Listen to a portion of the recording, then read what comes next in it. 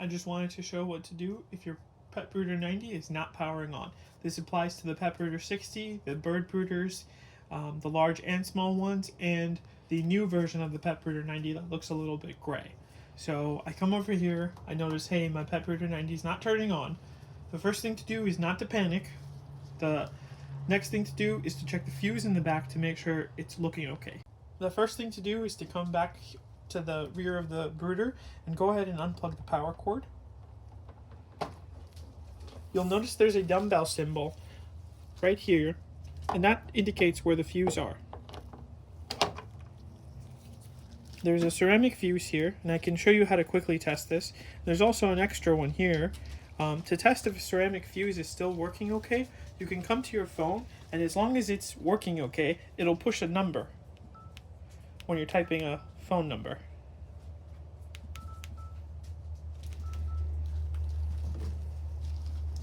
If it's blown, it won't send that electrical signal from your fingers to the phone, and it just won't type anything. Now the second fuse is in here, and I can pull that out with just the flathead screw, and I dropped it, so give me a second. Alright, I've recovered it. It looks like this. Now if these have blown, they're super easy to tell because this middle part, instead of being clear, it'll be black or even smoky. Since this is our power fuse, we do want to put this one back in. I've taken the extra one out from inside just so we could put it back in the brooder, put it back in the secondary PCB to make sure that the brooder powers on. But this looks okay, so my next diagnostic step would be to open this right side panel. And like our other videos, the way to do this is to grab the one screw that's right here, the Phillips head screw, and then there's 4 interior ones that I need to grab. But I'll go ahead and show you how to get to those. To get access to the internal ones, we'll first want to take this front gray tray out, and then the window can slide right down.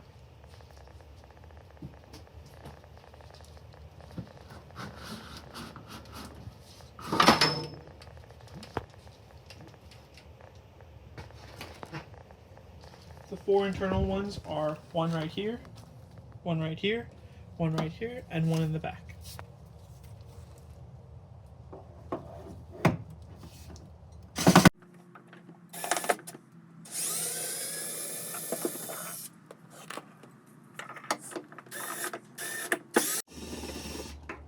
Alright, once those 4 screws are taken out, we're going to go ahead and pop this right side panel off.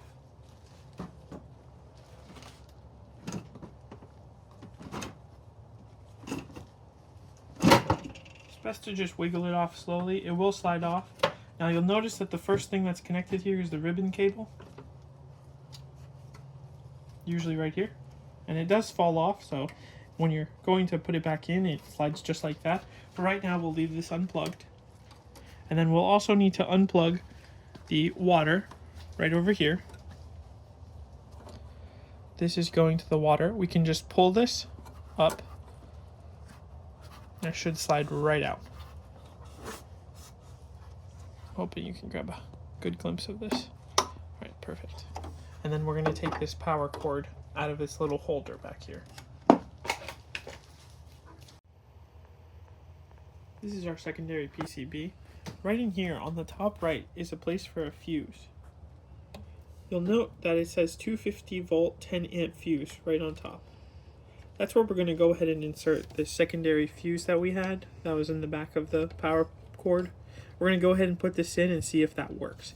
Now if this works and our brooder turns on, that means that there's a heating fuse that needs to be replaced. Alright, so we've put in our new fuse and everything looks okay. We can plug this into power here, and I just want to note, if this works, you can use it as a diagnostic to test to see if it's the thermal fuse that's blown. If your heater looks like this, you can just buy a new thermal fuse. If your heater does not look like this, you will have to purchase a new heater to replace this part so that it does look like this. But from then on, if your thermal fuse ever blows, you can just purchase a new thermal fuse. It's a little bit cheaper. The new heaters are about $85 and the new thermal fuses are about $20. So nothing crazy, but you won't have to purchase an $85 heating unit once more.